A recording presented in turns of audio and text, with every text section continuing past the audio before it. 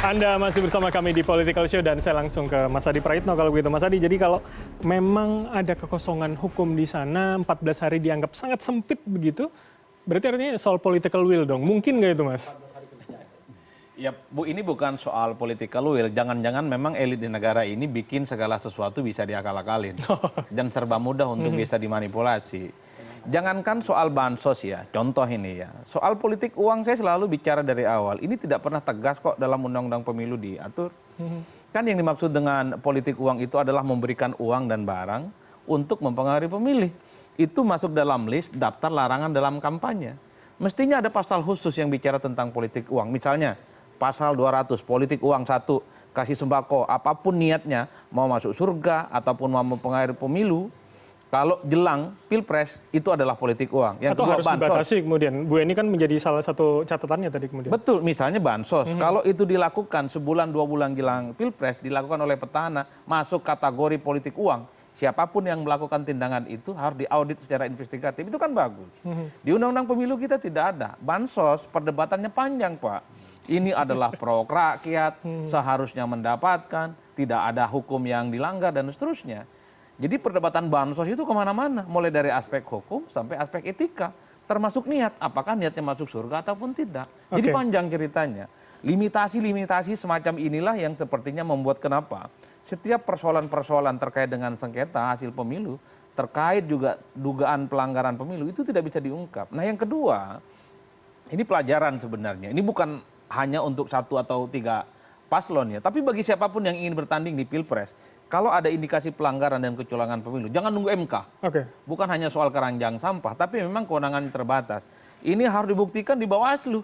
Itu adalah salah satu tempat kenapa Bawaslu itu dibentuk untuk mengungkap semua dugaan-dugaan kecurangan TSM, kemudian pelanggaran, kemudian mobilisasi aparatus kekuasaan di Bawaslu, bukan di Mahkamah Konstitusi. Karena kalau kita cek sejak 2004 sampai sehari ini, semua apapun yang terkait dengan dugaan yang disebut dengan TSM tidak pernah direspon oleh MK dengan begitu banyak dalil, dengan begitu banyak argumen. Saya ingat 2019 yang lalu ketika kubu Prabowo dan Sandi menggugat kubunya Jokowi Maruf Amin, pertama yang digugat Citung ditolak. Nggak ada persoalan kok dengan Citung. Yang digugat misalnya karena wajah Jokowi dan Maruf Amin muncul di anak perusahaan BUMN, ditolak. Karena sering muncul juga di media-media mainstream, ditolak, Pak. Berarti artinya kalau mundur dari itu ya pengawasan dari legislatif begitu, Bang? Ya minimal Bawaslu itu diperkuat. Dan jangan hanya menunggu bola itu datang dan dilaporkan. Kan per hari ini orang melihat Bawaslu ini kan layak mutu wilayah ya.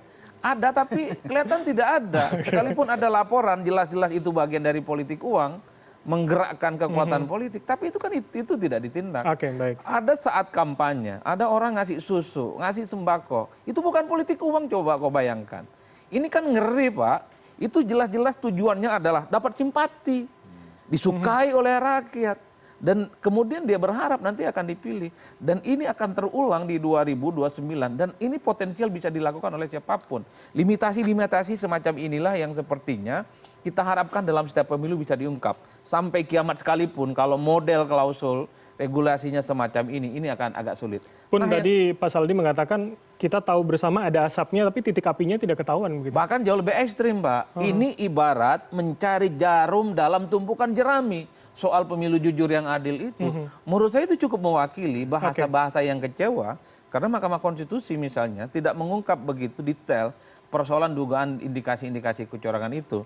Oleh karena itu bagi saya memang kalau kita selalu berharap MK itu per hari ini diharapkan akan mampu memberikan expose, mengungkap segala dugaan agak rumit. Karena MK itu separuh dari gugatan 1 dan 3 adalah institusi yang paling banyak digugat dan paling banyak disebut, Pak. Kan tidak mungkin MK itu akan mengoreksi dan mengutuk dirinya sendiri. Itu saja kuncinya. Oke. Tapi sebelum lanjut, kita akan dengarkan terlebih dahulu. Kami punya statement dari Hakim Konstitusi Arief Hidayat. Kita akan dengarkan bersama berikut ini.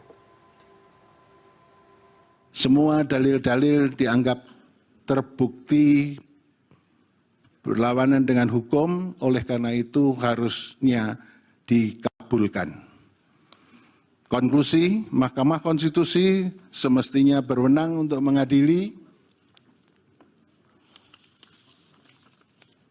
kemudian eksepsi termohon dan pihak terkait tidak dapat diterima dalam pokok permohonan, mengabulkan permohonan untuk sebagian, memerintahkan untuk dilakukan pemilihan suara ulang di provinsi yang terbukti, Provinsi DKI, Provinsi Jawa Barat, Provinsi Jawa Tengah, Provinsi Jawa Timur, Provinsi Bali, dan Provinsi Sumatera Utara. Puas kan saya sebelum ke MK, kan saya sudah bilang, sidang di MK ini adalah teater hukum dunia. Ini disaksikan oleh seluruh dunia. Dan harus diingat, putusan sengketa Pilpres dalam sepanjang sejarah, baru yang hari ini ada dissenting opinion. Baru hari ini ada dissenting opinion. Sejak dulu tidak pernah boleh ada dissenting opinion. Karena biasanya hakim itu berembuk. Karena ini menyangkut jabatan orang, kita harus sama. Dirembuk sampai sama. Nah ini mungkin tidak bisa disamakan sehingga ada dissenting. Ini pertama dalam sejarah perjalanan Mahkamah Konstitusi. Oke, saya ke Bang Raffi. Tadi mau menanggapi apa dan termasuk itu tadi kalau Pak Mahfud mengatakan ini teater begitu Bang? Iya memang teater. Tapi bukan teaternya. Jadi gini, kita akan serius nih. Sebenarnya begini, ada residu tetap. Jadi tadi kan Bung Adi mengatakan ya fungsikan Bawaslu. Ada dua soal. Itu Bawaslu sudah menerima pengaduan yang ceto welo-welo, nggak dikatakan melanggar. Misalnya kita tunjukkan pengerahan aparat desa ke GBK. Oke. Itu dianggap tidak melanggar. Yang kedua, bagi-bagi susu Car Free Day, enggak melanggar katanya. Gus Miftah bagi-bagi duit, enggak melanggar. Kok kita lemah sekali dalam hal investigatif hanya untuk menggunakan sedikit logika bahwa itu kaitannya pemilu semua. Enggak ada orang kasih charity tiba-tiba kasih uang dalam musim pemilu kalau tidak ada kaitannya dengan money politik, itu satu. Nah yang kedua adalah, kalaupun itu ditindak, itu kan yang ditindak orangnya. Ya kan? Tapi kan damage-nya itu kan bisa membuat pemilu itu tidak jujur dan tidak adil. Orang bagi-bagi duit di banyak tempat misalnya. Bagi-bagi bansos di banyak tempat. Kita bisa saja melakukan pendekatan pidana pemilu, yaitu yang bagi bansos, bagi money politik dihukum. Oke? Apakah selesai untuk pemilu yang jujur dan adil? Kan tidak. Karena damage-nya, dampaknya, kerusakannya kan sudah terjadi. Kan nggak bisa kita rehabilitasi. Nah itu pertanyaannya ketidakjelian tadi atau apa? Ya tidak jeli saya kira MK-nya. Kecuali kalau angka. Kalau misalnya dia nyurangi angka, bisa diselesaikan di tahap di bawah Mahkamah Konstitusi. Balikin angkanya. Tapi kalau yang money politics dampaknya, kemudian bansos dan lain sebagainya, orangnya bisa dihukum, tapi dampaknya sudah kemana-mana. Oke. Baik. Bagaimana kalau yang terlibat itu kekuasaan istana misalnya? Berani nggak kira-kira Bawaslu? Atau execute nggak? Siap nggak? Cukup nggak kemampuan dan kekuatan Bawaslu untuk memproses itu sebagai kuasi peradilan misalnya? Nggak bisa. Karena itu menurut saya memang residunya tetap harus banyak. Tetap banyak ketika harus dibawa ke Mahkamah Konstitusi dengan judul bahwa sudah terjadi pelanggaran konstitusi yang serius. Nah, menurut saya ke depan MK harus tegas. Kalau Anda bawa ke MK bukan lagi yang protolan begitu. Tapi isu-isu konstitusionalitas apa yang Anda mau bawa yang tidak mungkin bisa diselesaikan oleh Bawaslu. Tetapi kami yang akan menyelesaikannya. Termasuk tadi dampak dari bansos, dampak dari money politik. Orangnya silakan penjarakan. MK kan tidak mau menjarakan orang. Tetapi dampak itu akan kami ukur apakah sudah mengganggu pemilu yang lu berjanji. Tapi bukankah itu akhirnya harusnya lebih detail pada dalil pemohon begitu Bang? Untuk kemudian tidak, itu seperti kata Hakim Saldi Isra, cukup kita ungkapkan satu fenomena dan apakah hakim diyakinkan bahwa terhadap fenomena tersebut telah terjadi pelanggaran konstitusi atau tidak. Nah, karena itu hakim yang harus punya ukuran-ukuran untuk melihat ini. Sehingga ketika kita memohonkan kita tidak sia-sia. Karena kalau misalnya ya semua dalil kita dibenarkan misalnya, katakanlah 19 saksi dan 19 ahli tersebut. Kalau MK ngomong begitu, ya Anda benar, tetapi tidak cukup signifikan mempengaruhi, atau kami tidak diyakinkan bahwa itu mempengaruhi secara keseluruhan, mati kita. Jadi parameternya harusnya dampak menurut Anda? Yang juga menjadi penilaian? Dan itu kualitatif, karena itu memerlukan, menurut saya, sebuah scientific approach misalnya, pendekatan saintifik ke depan, bahwa itu justified. Itu membuat pemilu kita tidak jujur dan adil. Beliau ini kan selalu ngomong soal money politics. Ya kayak kentut aja namanya politik, baunya di mana-mana, Oke, tapi Bang kita Refli. nggak tahu sumbernya di mana. Saya minta komentar Pak Palguna kalau begitu. Jadi bagaimana kemudian Pak melihat itu apa namanya ya tidak ada kejelian di sana kemudian dari para hakim MK dan tidak hanya melihat protolan itu tadi begitu Pak? Iya kan problemnya itu kembali ke tadi itu, ke pertanyaan Refli di awal itu. Memang desain MK ini kalau dalam perselisihan tentang hasil pemilu itu mau jadi apa? Kalau memang mau digerakkan ke arah benar-benar sebagai seperti yang diidealkan tadi itu, menjaga konstitusionalitas pemilu seperti yang juga sudah didalilkan pada waktu tahun 2019. Nah, itu kan nggak cukup hanya dengan kita membicarakan persoalannya dari sudut pandang misalnya kekosongan aturan dan sebagainya. Itu desainnya besar loh itu yang dibutuhkan itu. Karena itu menyangkut perubahan cara berpikir. Bukan hanya perubahan cara berpikir hakimnya, tetapi terutama cara berpikir hakimnya dan cara berpikir pembentuk undang-undangnya serta keseluruhan fundamen untuk pemilu itu maunya apa gitu dengan keberadaan MK di situ itu. Karena sekali lagi kalau desain awalnya itu kan kadang berangkat dari asumsi itu tadi, semua lembaga penyelenggara yang lain itu diberikan kekuatan untuk menangani soal-soal lain sehingga ketika di MK tinggal waktunya sebentar lagi kalau memang masih ada persisian soal hasil itu last resortnya dari di MK. Jadi jangan lupa desain awalnya MK itu adalah last resort gitu loh. Penyelesaian yang di awal itulah yang penting sesungguhnya. Tapi ini kan diterbalik cara berpikirnya. MK-nya itu bukan menjadi ultimum remedium, tetapi menjadi primum remedium gitu loh. Menjadi yang utama. Karena nanti udahlah di sini dikatakanlah saya menggunakan bahasa yang agak awam gitu. Di lembaga ini bolehlah kita selesaikan anggap tidak terbukti dan sebagainya. Toh nanti akan diselesaikan di akhir di MK. Kan itu yang disebut sebagai keranjang sampah tadi itu. Padahal kan desainnya bukan begitu, terbalik cara berpikirnya gitu loh. Jadi, kalau memang kita sekarang mau kembali ke cara berpikir yang terbalik itu dimurnikan ya, memang tidak suka atau tidak suka seperti disampaikan oleh Mas Adi Prayitno tadi, kelembagaan yang lain diberikan kekuatan yang lebih kuat. Tapi kan tidak cukup sampai di situ. Ada problem pengisian jabatannya mengikuti prinsip meritokrasi enggak gitu kan. Artinya orang yang punya guts enggak di situ, bukan hanya ketika sudah diberikan kewenangan yang besar tapi dia juga tidak mempunyai keberanian melaksanakan kan percuma juga. Nah, ada persoalan budaya hukum lalu yang juga tersangkut paut di dalamnya di sana. Jadi ini persoalan besar, Mas Bram, kalau menurut saya. Jadi enggak ya kalau saya mengikuti jalan pikiran Bung Refli tadi, saya setuju saja gitu loh. Tapi ini kan harus ada perubahan yang fundamental. Terutama dalam cara berpikir, bukan dalam cara berpikir hakimnya, tapi cara berpikir dari pembentuk undang-undang bahkan desain pemilunya itu sendiri gitu. Berarti artinya kalau dengan menggunakan logika tadi harusnya para pemohon ini memaksimalkan di laporan-laporan sebelumnya dong Pak, di Bawaslu kemudian jangan semuanya langsung dikirimkan ke MK begitu? Saya nggak sedang menyoroti pemohon, saya sedang menyoroti sistem pemilu kita. Itu loh. Sehingga pemohon itu justru nanti diringankan. Ini loh tinggal mengatakan waktu di sana itu ya artinya yang saya maksudkan itu adalah asumsi bahwa lembaga yang lain itu sudah bekerja keras dan ternyata memang yang diselesaikan nanti tinggal soal hasil. Jadi bagi pemohon justru ringan gitu loh. Bukan kemudian pemohon dibebani hal-hal yang berat seperti itu. Karena tugas penyelesaian dari soal-soal yang sebelumnya sebelum residu yang ke MK itu harusnya sudah selesai di depan. Kan desainnya seperti itu. Nah, menurut saya desain inilah yang belum maksimal sampai sekarang.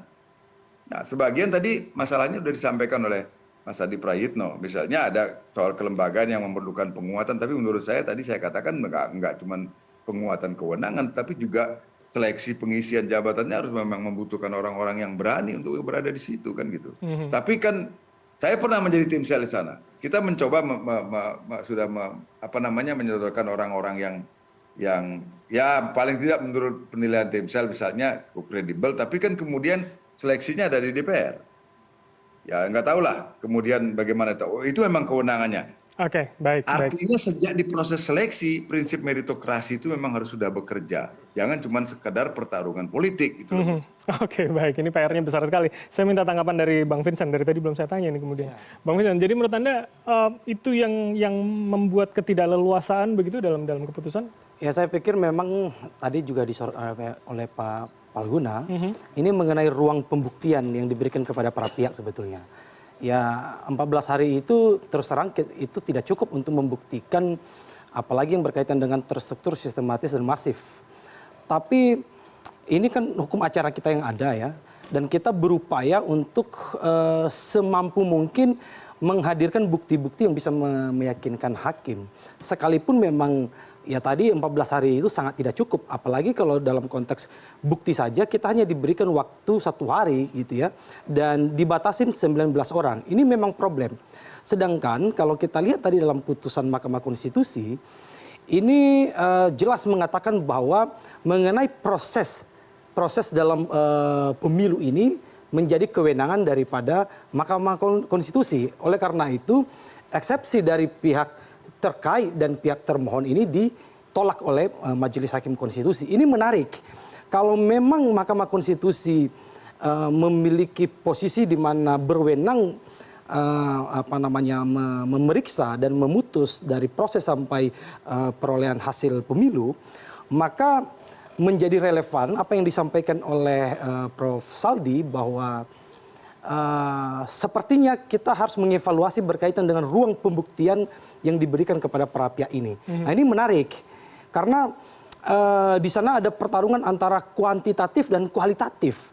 Nah, ini mana yang bisa kita lakukan untuk meyakinkan hakim? Kita hanya diberikan 19 orang, itu pun sudah masuk saksi fakta dan saksi ahli gitu ya. Nah, oleh karena itu makanya sejak awal kami kuasa hukum Ganjar Mahfud itu ini mendorong satu paradigma yang memang sudah berkembang di Mahkamah Konstitusi itu, yaitu paradigma judicial activism. Nah, ini antara kalau kita lihat tadi komposisi putusan itu ini ada 2 paradigma, judicial activism dan judicial restraint. Antara paradigma konservatif dan paradigma progresif. Nah, kalau kita lihat di dalam argumentasi hakim 5 orang ini, ya kami menganggap bahwa ini sangat konservatif sekali, sangat dogmatis, sangat formalistik dan sangat legalistik. Seharusnya kita membutuhkan satu pemikiran yang progresif terhadap persoalan-persoalan kepemiluan kita, karena memang situasi pemilu 2024 ini terus terang kita harus jujur bahwa bukan situasi yang sama dengan 2019 atau 2014 dan sebelumnya gitu. Itulah kenapa kemudian oleh Mahkamah Konstitusi merasa perlu melakukan satu terobosan, yaitu memanggil dan meminta keterangan 4 menteri dan 1 DKPP. Termasuk soal tadi PSU di 5 provinsi tadi. Betul. Terobosan buat Anda? Sangat terobosan karena terus terang kami dari kuasa hukum Ganjar Mahfud ini bahkan belum yakin bahwa ada dissenting opinion terhadap putusan Mahkamah Konstitusi. Kenapa tidak yakin? Karena memang belum pernah terjadi dalam sejarah Mahkamah Konstitusi kita. Kalau Bang Refli tadi kan 4-4. Kalau tim Anda sudah memperkirakan berapa?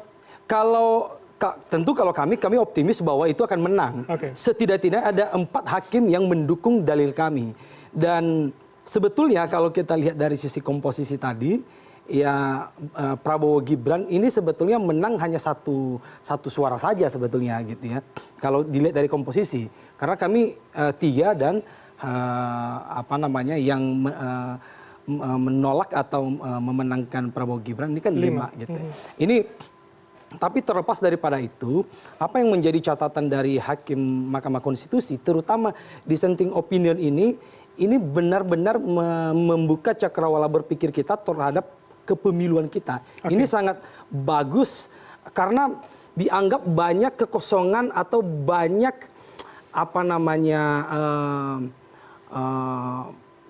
kelemahan di dalam undang-undang pemilu kita yang kemudian dianggap dimanfaatkan oleh setiap orang, terutama dalam hal ini adalah penguasa gitu ya. Misalnya berkaitan dengan politisasi bansos itu. Ya memang tidak diatur secara spesifik di dalam undang-undang pemilu kita. Makanya ini apa yang terjadi di dalam putusan ini, menurut saya kalau kami meskipun ini kalah, tapi kami menganggap kita sudah berjuang dan value yang kita perjuangkan ini berhasil. Dan ini untuk perbaikan yang sangat penting dalam kepemiluan kita. Ini menarik. Oke. Ini saya tanyakan ke Bang Fahri kalau begitu. Jadi kalau kemudian tadi salah satu terobosan yang disebut adalah soal PSU itu kemudian bagaimana tanggapan Anda? Iya, saya setuju ya yang disampaikan oleh Prof. Palguna tadi ya. Ini berkali-kali kami tegaskan bahwa memang persoalan desain ketatanegaraan kita harus kita kembali ke sana. Kita harus berangkat dulu dari desain hukum tata negara kita sepanjang berkaitan dengan pelembagaan Mahkamah Konstitusi yang diatribusikan dengan salah satu kewenangan menyelesaikan sengketa pilpres atau sengketa pemilu. Itu penting sekali. Kenapa penting? Karena itu tadi diasumsikan. Jadi pelembagaan MK ini diasumsikan sebagai the last resort ya. Jadi memang ini satu pelabuhan terakhir saja untuk menyelesaikan seluruh rangkaian proses yang panjang tadi itu. Kalaupun toh mau dibalik ya, konsepnya mau dibalik seperti kegelisahan Bang Refli tadi, itu kan mempunyai implikasi. Saya ambil contoh. Kalau kita bicara tentang TSM, pertanyaan pentingnya begini, apakah MK itu bisa memutus dengan apa namanya satu alat bukti yang sifatnya seperti random ya, diputus secara acak gitu loh. Itu nggak bisa. Kalau bicara masalah TSM, masifnya itu, suka dan tidak suka, siap atau tidak, kita harus bicara tentang kuantitas. Banyaknya, berapa banyak itu kira-kira luasan daripada pelanggaran itu gimana? Kalau kita bicara tentang masifnya itu, berapa provinsi misalkan yang terkategori sebagai pelanggaran.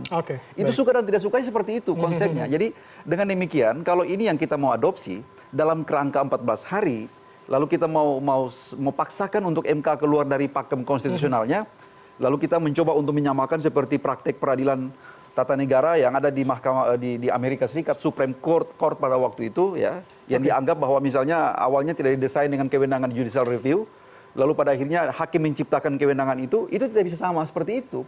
Karena judicial review untuk Mahkamah Konstitusi di Amerika Serikat atau Supreme Court itu untuk melakukan tafsir terhadap undang-undang dasar, itu beda. Ketika penyelesaian sengketa untuk pilpres seperti ini itu mempunyai implikasi pembuktian yang sangat sulit. Karena kenapa? Itu tadi dari aspek waktu itu tidak cukup. Makanya desainnya itu harus tidak asimetris seperti ini. Karena kalau itu yang mau dipaksakan maka tetap asimetris. Di satu sisi kita atribusikan kewenangan itu secara sepihak oleh MK melalui tafsir-tafsir konstitusionalnya, tapi mempunyai implikasi bagaimana nanti dia bekerja dalam kerangka waktu yang sangat terbatas itu. Terutama yang seperti yang tadi yang disampaikan Bang Refli itu. Untuk aspek sebaran itu pekerjaan yang tidak bisa diselesaikan dalam waktu 1 bulan.